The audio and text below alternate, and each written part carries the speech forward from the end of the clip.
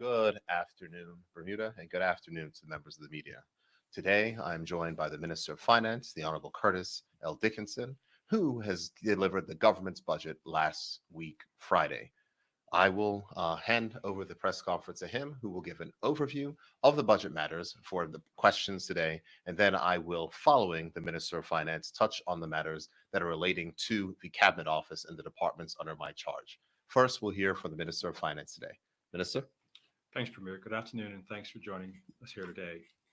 Last Friday, I delivered the budget statement for fiscal year 2021-22. This is a budget that is pragmatic, recognizes the times that we are operating in, is transparent, and designed to best position Bermuda for the future as we recover from the impacts of the COVID-19 pandemic.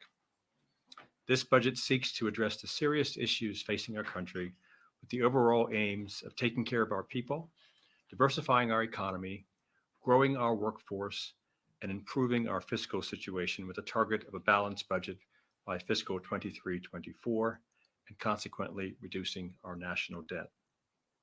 For fiscal 2020-2021, the government's financial performance has been severely impacted by the COVID-19 pandemic, a pandemic that has had a significant impact on economies around the world.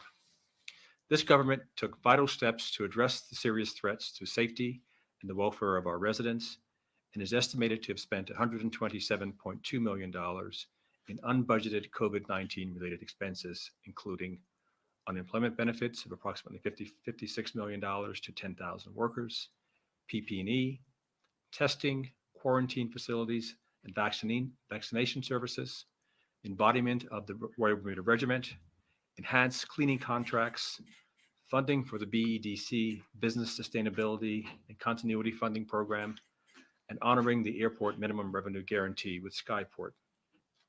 The COVID-19 pandemic impacted almost all of the government's revenue sources, with the primary impacts being lower payroll tax receipts, lower customs duty, and the loss of most tourism-related taxes and levies.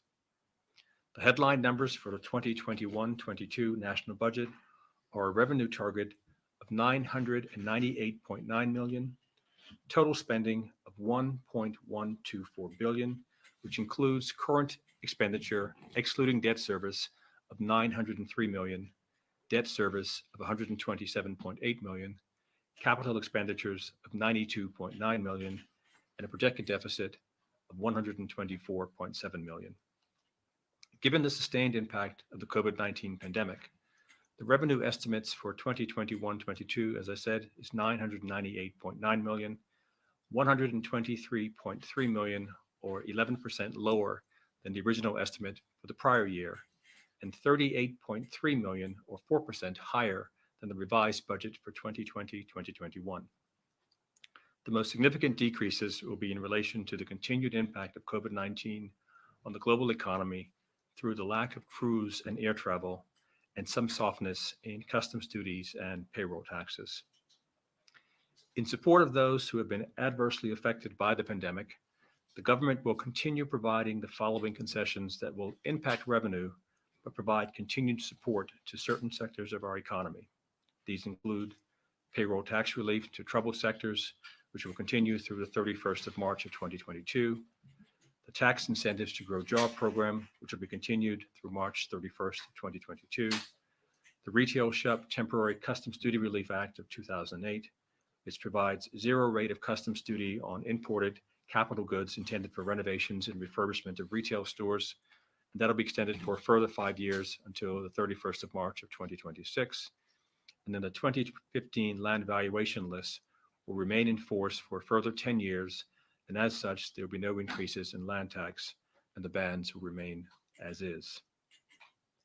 In an effort to further strengthen the regulatory oversight undertaken by the Registrar of Companies, and to support the digitization of functions of the ROC to meet changing international obligations and increase efficiency, there will be increases within the fee structure of the ROC, which will take effect at some point over the course of the fiscal year. There are no other meaningful increases to the costs of government services or additional fees and taxes. The national budget allocates $1.124 billion in total spending. This level of spending represents an 18.6 million or 1.6% decrease over the 2020-2021 original estimates, and an 82.7 million or 6.9% decrease over the 2020-21 revised estimate. Normal operating expenses are expected to be 5.3% lower than the original budget, accomplished by initiatives such as a freeze on the funding of vacant posts, a ban on non-essential government travel, reductions in discretionary spending, and temporary payroll or government employee overhead savings. The current account balance after interest is budgeted at a deficit of 31.9 million. This represents a decrease in the current account surplus of $97.1 million compared with the 2020-2021 budget, but a 142.5 million improvement over the revised budget estimate for 2020-2021. The government's capital expenditure plan is a combination of maintenance, remediation, and new works intended to preserve the integrity of the government estate, encourage infrastructure improvement, and to provide a measured economic stimulus in times like these. The capital plan for fiscal 2021-22 is set at 92.9 million and will achieve these broad intentions, playing a vital role in our economic recovery. The highlights of the plan include the development of a shoreside facility to support a new fishing cooperative, renewed grants to community clubs and community organizations, desperately needed upgrades to the physical plant at the Mid-Atlantic Wellness Institute, consistent with the government's approach to the importance of mental health, and long-awaited upgrades to the Marine and Ports Workshop and the Department of Public Transportation's headquarters, both of which addresses long-standing concerns around worker safety and working conditions. Given the above, the government plans to run a budget deficit of $124.7 million in 2021-22, which is $120.8 million less than the revised estimate of $245.5 million for this fiscal year. The government has no plans to borrow in order to finance this fiscal year's deficit. Instead, as I have previously advised, the deficit will be financed using a portion of the proceeds raised in our August 2020 financing that has been deposited into the sinking fund. As of the 31st of March 2022, it is estimated that gross public debt will remain at the same level as at the 31st of March 2021 at 3.35 billion, and debt net of the sinking fund will be 3.2 billion. As I mentioned during the course of the budget statement, the government has developed an economic recovery plan. The economic recovery plan has been a whole of government effort and includes the inputs of key stakeholders, including the Economic Advisory Committee, the Financial Policy Council, and the Fiscal Responsibility Panel. We will be releasing more details on the plan in the coming weeks. The development of the plan has been guided by 6 key principles: combating COVID-19 as a priority, reducing the cost of living, fairness and equity, financial viability, fiscal prudence, and timeliness. We will execute this plan mindful of 2 key commitments. First, that Bermuda will return to a balanced budget in 3 fiscal years once tourism has fully recovered from the pandemic. And second, that Bermuda will maintain the current ceiling on total government debt. As I said last Friday, this is not a time to be timid. This is a time to be bold. I believe the challenges we face are solvable, and we can successfully execute our economic recovery plan and build an economy that all can participate in, an economy that works for all of us. I'd like to thank the Ministry of Finance team for their stellar work in putting together this budget during an incredibly difficult time. Thank you.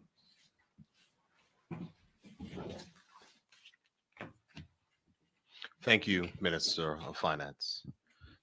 Certainly, the uniqueness of the times in which we live cannot be overstated.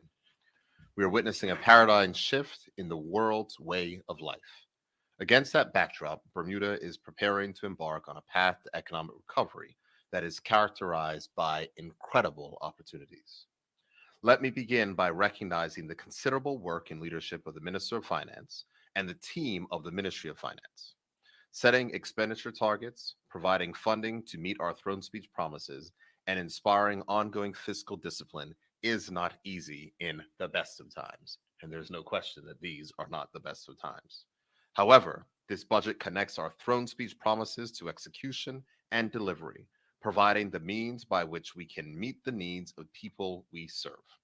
This budget will promote economic activity and growth to ensure that critical initiatives can be delivered. The impact of the pandemic on the local economy has been felt across almost every sector. Where businesses were unable to transition employees to remote working as a means by which to keep operations going, the impact has been the hardest. The tourism sector, restaurants, and bars have tried to weather the economic storm and will continue to need our help in the near term. This budget provides them with that assistance by extending relief that has been targeted to those sectors. The National Economic Report speaks to the scale of the challenge. A decline of 1,935 posts in 2020 when compared to 2019, a 5.6% decrease. And when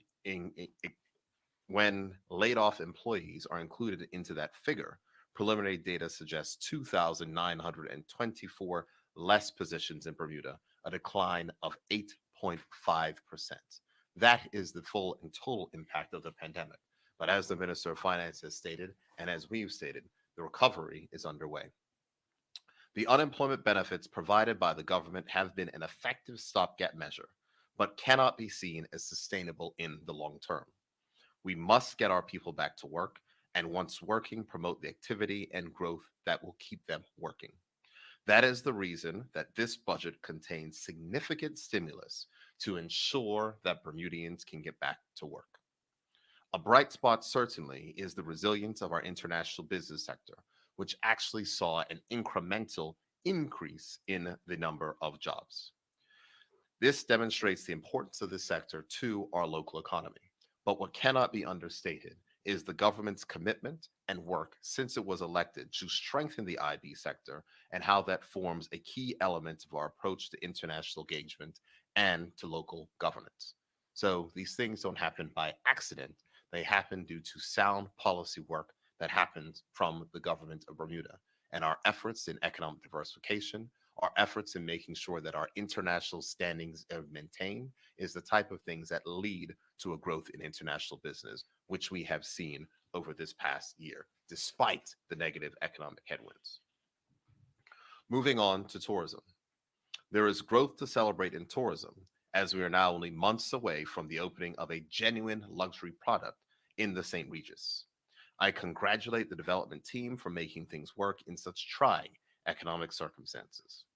Additionally, with a $10 million guarantee to support it, the Bermudiana Beach, a Hilton property, will commence final renovations this month with a view for opening to paying guests later this year.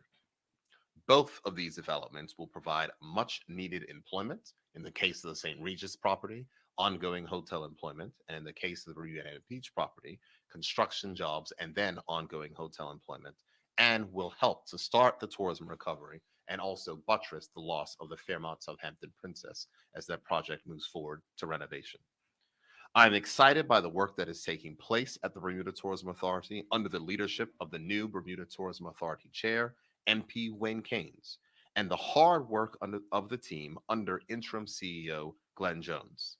There were a number of successes in 2020 when many people said our entire tourism season would be written off. And I am certain that this budget will enable us to build on those successes. There is a core function to the Bermuda Tourism Authority that can and will be appropriately funded. The pent-up demand for leisure travel must be met with innovative sales and marketing strategies that pivot on Bermuda's safety, growing success in vaccinating the population, and ongoing COVID preparedness. We will also differentiate ourselves in the tourism market by adding our hotel workers to phase 2 priority vaccinations to further support our tourism recovery. Moving to the budget for the Cabinet Office. Trying times force us to prioritize. All ministers worked incredibly hard to meet the expenditure targets set by the Minister of Finance, but did so determined to meet the needs of the people and to deliver on the promises that we made. The reduction in the Cabinet Office's allocation year over year is a direct reflection of that exercise. We reduced our allocation to support priority programs in areas like health, education, and social development and seniors. But even with those reductions, the Cabinet Office will facilitate continued capital grants for community clubs to enhance these local institutions while providing jobs, the development of a shoreside facility in support of the local fishing industry, which we've spoken about, and capital fund allocations have been made in this budget for that. Investments in IT security to enhance the integrity of the government's information technology network, and additional information technology investments to continue the pace of rolling out online services to the people of Bermuda, of which we've seen significant progress this past year. Additionally, the budget has a fully funded Department of Economic Development to lead the internal effort of business development and economic diversification, which is critical to the work of which we must do if we are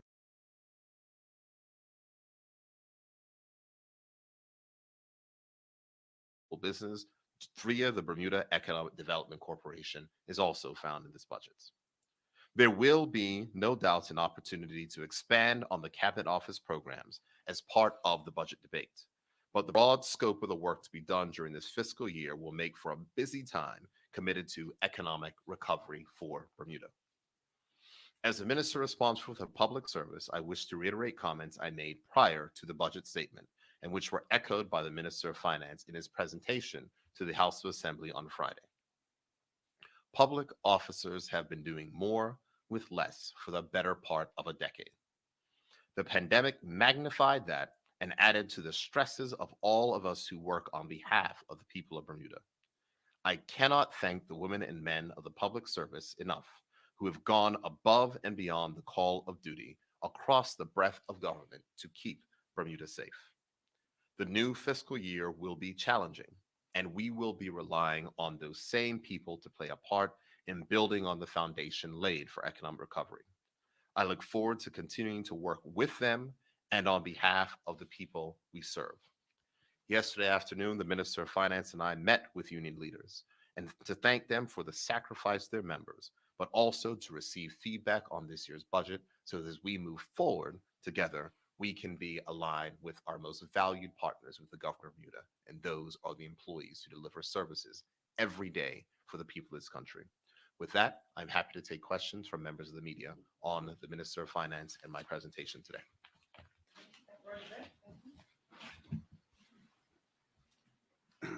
Minister, Premier, good afternoon. Minister, if I could start with you. In today's paper, Craig Simmons, the economics lecturer, said that young entrepreneurs can be the driving force for the economy. Do you agree with that? I've seen this morning's paper, but I haven't had a chance to read it. I was busy this morning attending to the Chamber of Commerce's breakfast. But what I would say is this. I do believe that small and medium-sized businesses are the lifeblood of any economy. And in as much as entrepreneurs are the ones who typically start small and medium-sized businesses, they are critical to any kind of recovery that happens. And so I, without having seen the article, agree with the concept that entrepreneurs are very important to any kind of forward momentum with economies. Right. And how important do you think it is for government to create the environment for them? Do you think government's doing enough? I think it is very important for governments to work to create the environment. At the end of the day, what we would like to do is create the environment and then get out of the way. And so if there are opportunities for, listen, I think we always can do better. And if there are constructive suggestions on how we can enable people to be more successful, to create more of an environment that people can be successful in, let us know so we can kind of go about making the changes to affect that. Do you think the banks can play a role? Mr. Simmons said that they're in a very good position at the moment. Would you agree with that? Well, banks are the single largest source of capital for relatively price capital for an economy. We don't have a central bank, and so the banks are de facto the capital sources here. And so, of course, they can play a part. They can play a part in a number of different ways. One is in terms of advice. because they see more of these things, clients coming across their doors looking for funding with ideas. They can give advice around structuring, focus the business plan, but they also can give support in terms of pricing of their credit products. Now, you talked about a reduced expenditure in the next year. Do you think you're going to be able to stay within spending levels in the next year? Is a minister's going to be coming to you saying, look, we need more cash? Are you just going to have to give a straight no? Do you think you'll be able to do that? Or how tough is that going to be? I think if you poll my cabinet colleagues, the toughness, difficulty of me saying no, it's not very hard at all. Okay. No new taxes this year, but there must be some coming in the pipeline sometime soon. Have you you set up the tax commission or reformed the tax commission recently? When do you expect to hear back from them? When do you think it might be later on this year, this fiscal year, or not at least until 22, 23? Well, those are two questions. The first one, taxes for this year. There are going to be no new taxes this year. We are budgeting with a very, very careful eye on how the economy is performing. I've said publicly before that I view introducing any new tax at this point as effectively being another set of brakes on the economy. We already have the pandemic, which is the mother of all breaks, and so I don't want to make things any worse. We'll see how the economy performs, in as much as if there's scope next year, we'll give it some consideration, but I'm not going to get ahead of myself at this point. Okay. With respect to the Tax Reform Commission, I've yet to impanel the commission. I am giving thoughtful consideration to governance in terms of reference. I will be at some point in the coming weeks announcing the composition of the Tax Reform Commission, but I'm still working on it. Okay. What efforts are being made to recover the 100 million in unpaid taxes?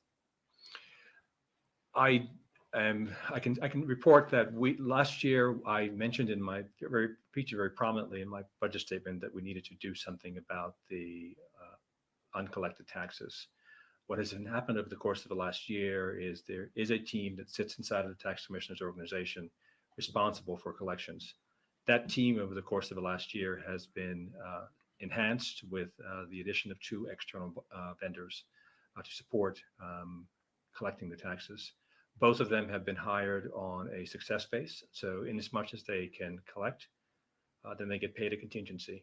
And so we are making some efforts. I'm waiting for more up-to-date data on how much success they've had over the course of the last several months, but we are focused on it. And I would say this, we have been living through a pandemic for the last 12 months. And so we are trying to balance the need to get our money back with the reality that a number of people have been adversely affected by the pandemic, and so they may not be able to pay. So we're just trying to be mindful of how we do this. Right. Now, Cole Simons has said that the budget was silent on unfunded liabilities for the Public Service Superannuation Fund, health insurance for government employees, and the pension fund for ministers and members of the legislature. Why was that? He must have had his prepared remarks written before the minister gave his speech, because I can refer to pages. So it's clearly not silent. So maybe the opposition leader wants to listen to the speech first before he makes his comments. Sorry, Minister. Well, thank you for that. What I would say is that's interesting feedback, because this morning I was commended by Arthur Whiteman, who moderated this morning's Chamber of Commerce breakfast, for being very transparent and speaking very, very candidly about the underfunded nature of some of our pension funds. Right. Listen, I've been in the legislature for almost 3 years. This issue has been one that has been around for decades. I think that NP Simons has been around, so he would be more familiar with the issues than I would be, notwithstanding where I currently sit. Okay, thank you. Now, you also met with the unions this morning, and on Friday you announced that the 10% pay cut wouldn't be extended into the next fiscal year. Do you think you're going to be able to stick with that, or can you see it? You might have to reintroduce it at some point further down the line. Listen, I think we met with the unions yesterday, and I think what the takeaway from the meeting was this: we have the mother of all economic crises to work our way through. And the way we're going to do this successfully is through broad-based collaboration between all stakeholders. Unions are a very important stakeholder, as is the business community and the government. And so I foresee that we're going to be working together because no one wants to see the government get in any trouble. We all want to see us get this challenge fixed. And my suspicion is that the unions will continue to work with us constructively as they have done previously. And so part of our outreach to them is to promote transparency, to be very honest with them, to hear their feedback, and then to process it, and then to come up with solutions collaboratively that can actually make sense for all of us. Okay. And one final question, Minister. In January, in your pre-budget statement, you said you were looking at early retirement for civil servants. There was no mention of it in the budget. Is that now off the table? No, we're still looking at it. So part of the analysis that was done for me indicated that all the people who were eligible for early retirement, had they accepted it, would cost me about $98 million. And so what we're trying to do is figure out what the ideal way of implementing something like this would be. And at the end of the day, obviously, it is dependent on the people who would fall within the qualifying criteria to decide if they want to or not.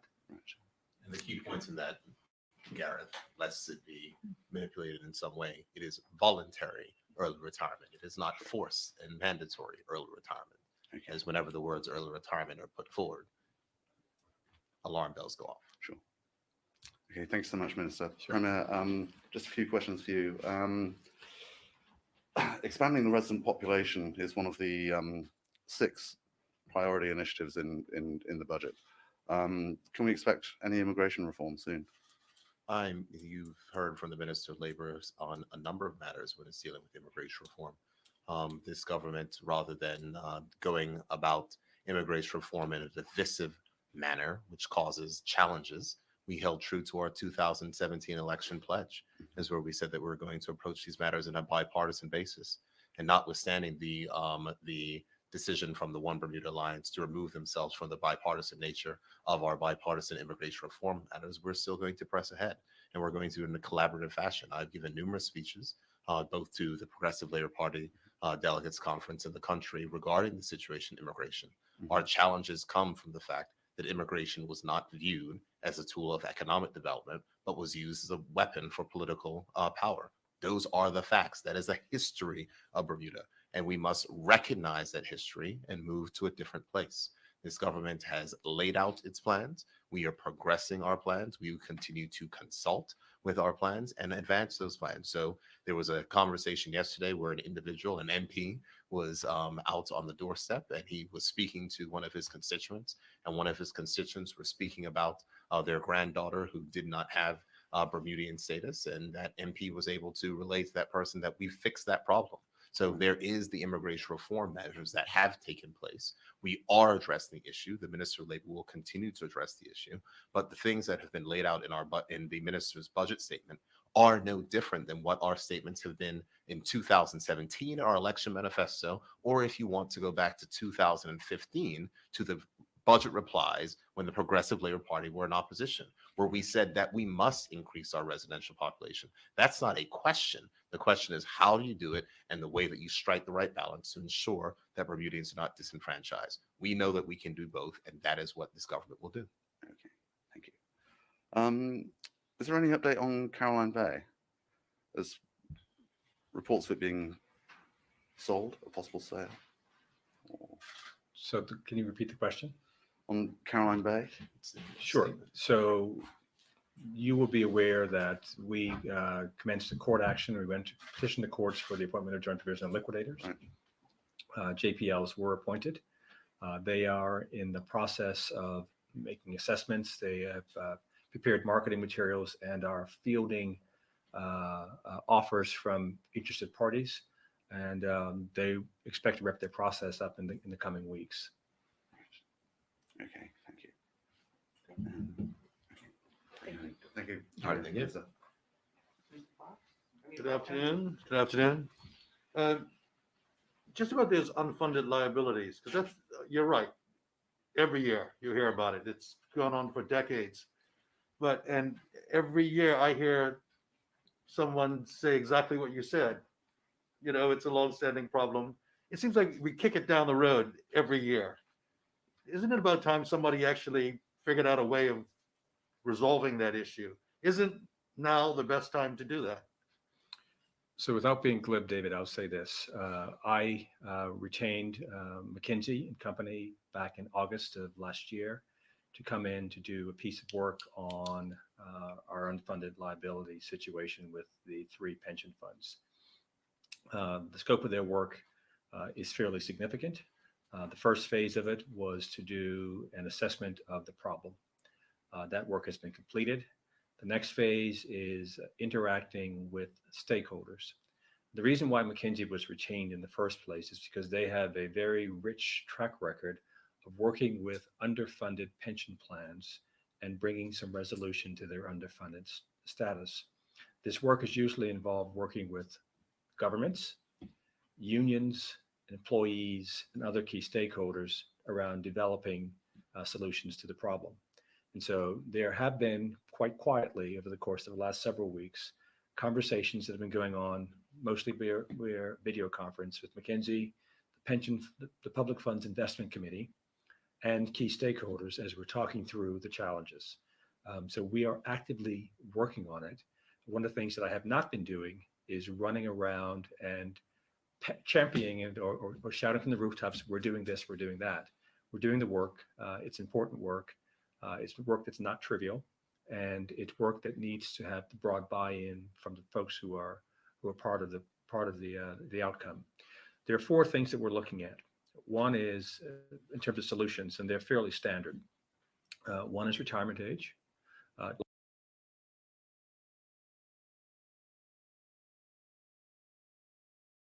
Levers that we have to play with. And so the conversations that are going on now is one, to ensure that people have a common set of facts, understand what the nature of the problem is, and then understand what the potential remedies are if we start playing around with each of the four levers. So the work is going on, and we're not talking about it anymore. We're actually doing something about it. That's great. Are you able to quantify the size of the problem if nothing was done about it? If you, like everybody in the past, it just kicks it down the road again?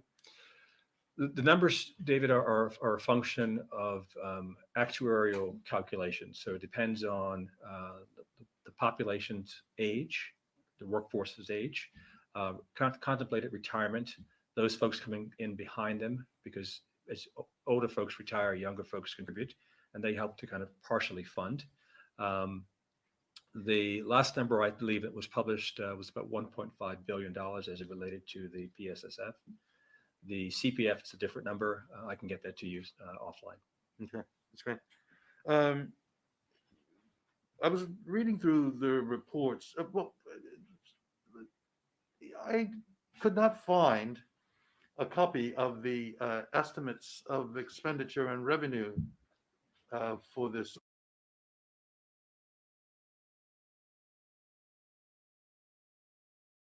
From the House of Assembly. Were they available in the House? They are available now. They are now. Yes. Very nice. Thank you very much. Was there a holdup? Was there a problem? Was a printing problem or? I would say, David, that this year, as I said before, was a particularly challenging year. One, because of COVID, but two, because we lost FS Manders. Right. And I didn't fully appreciate the extent of his involvement in this process. This is my third budget. I would dare say that the first two were fairly easy cakewalks.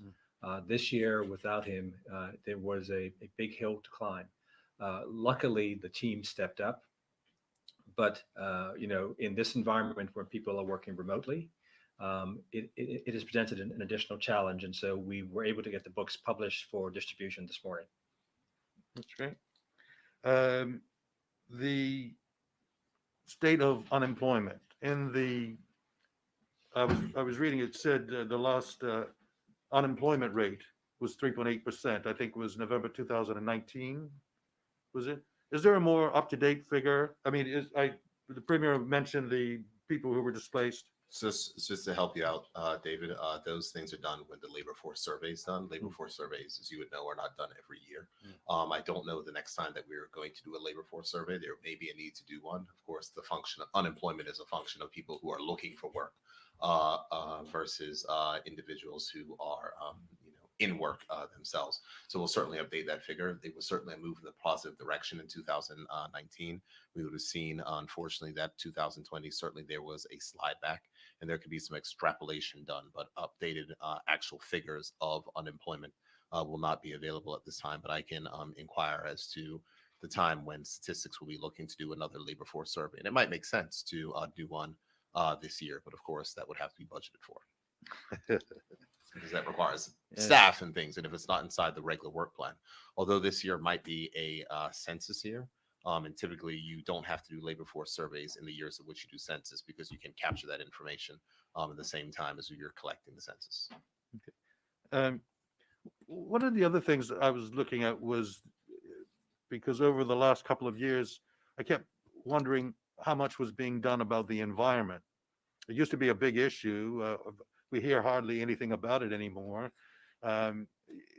Is there much that could be done about protecting Bermuda's natural resources? Sure.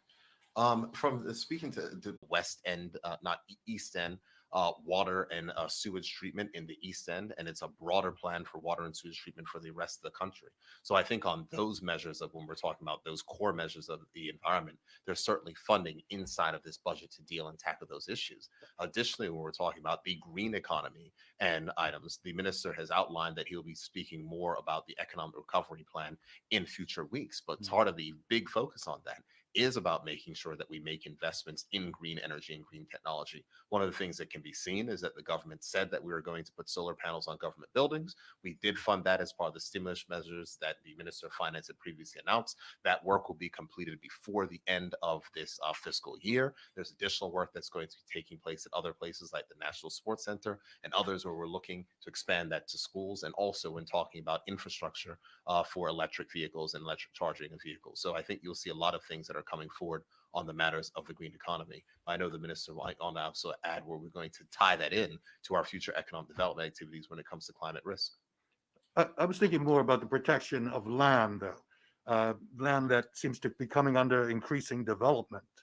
That's what I was thinking of. More like, it seems like there have been several really green areas that are disappearing under the plow. There used to be an attempt to stop people from developing arable land. I would ask you to be very specific on that, because the only thing that I know under my tenure as leader of this country has been the addition of stock to protected land with the Riddles Bay proposals and development. So you would have to be specific in where you're seeing arable land being transformed into construction sites, because those protections are still in place. Actually, there is a list, and I will bring it to you. Feel free. Yes, I'll bring it to you.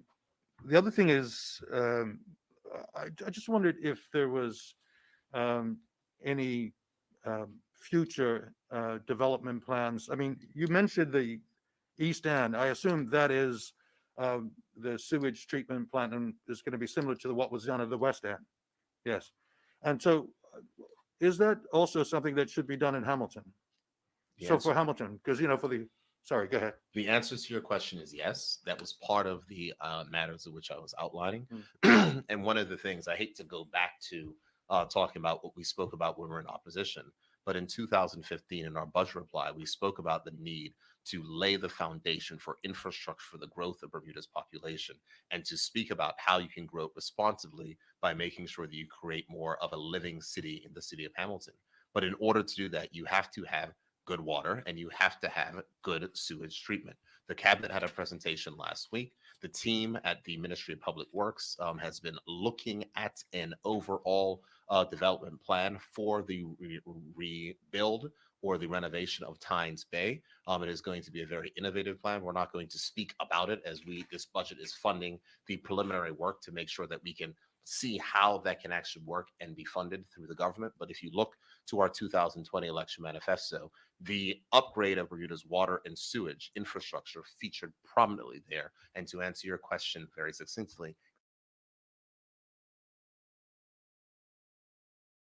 Uh, the it's interesting. You spent all that time with the Chamber of Commerce, and you mentioned them a couple of times today. Your meeting. Uh, they had a statement out, which in fact talked about the fact that they felt that the shrinking population in Bermuda should lead to a shrinking budget or shrinking cost of government. And of course, we hear this all the time that people believe that the government is too big, too expensive. And so I wondered if government, and I think also, I believe one of their biggest expenditures is employment costs. I mean, I think for every dollar, it's like 45 to 50 cents, right? So what I'm wondering is, how can we tackle that expensive cost in the future? Well, I think the Premier, in his remarks about the ministries for which he's responsible, talked about the digital technology initiatives that are underway, or will be underway in the forthcoming fiscal year. That's one piece of the solution. The other piece of the solution is to grow this economy. Because obviously, if people are displaced because the government's becoming more efficient, they're going to need some place to go and work. Otherwise, we end up finding that we're supporting people through all kinds of social programs. And so, I have been doing this. This is now my third budget, and I hear that refrain quite a bit.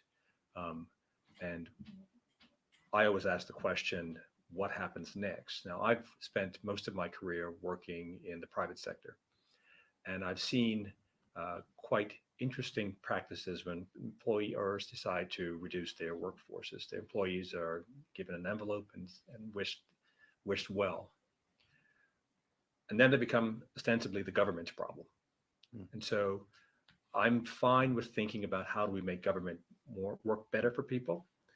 But at the end of the day, the way that we fix this problem is to grow the economy, because we need people working, and people who will be displaced from one job need to have another job to go into. So that puts more pressure on us around recovery, expanding the number of jobs in the economy, and upskilling people in terms of their skills. And so the real solution is growth. And I think the Chamber's comment may be a function of the shrinkage that may have happened. So relatively speaking, the government is a larger piece of the pie. All of us, I think, would like to see the private sector thriving a whole lot more, creating more employment opportunities. And so in as much as we are investing in technology, making government work better, and there are opportunities that are being created in the private sector, I think it's a win-win. Okay, I think I'm being Thank you, David. dragged back by the handler here, so I'll step back. But thank you, gentlemen. You're welcome. Thank you, members of the media. That's it. You have anything else? All right. Well, in closing, I'd just like to echo the Minister of Finance's thoughts and comments on the thanks to his technical officers. I'd like to extend my personal thanks to him for the work of certainly which he's doing. He followed after me as Minister of Finance, and he's had 3 tough budgets to deliver, but each and every single time he's managed to do them with the grace and dignity of which the office of Minister of Finance deserves. So, Minister, thank you very much for your excellent work on this. Absolutely. We will be with you again tomorrow. There'll be more ministers that will be giving press conferences tomorrow, in addition to at 5:45 tomorrow evening, where I'll be back here for a COVID update with the Minister of Health. Thank you all very much and have a good afternoon.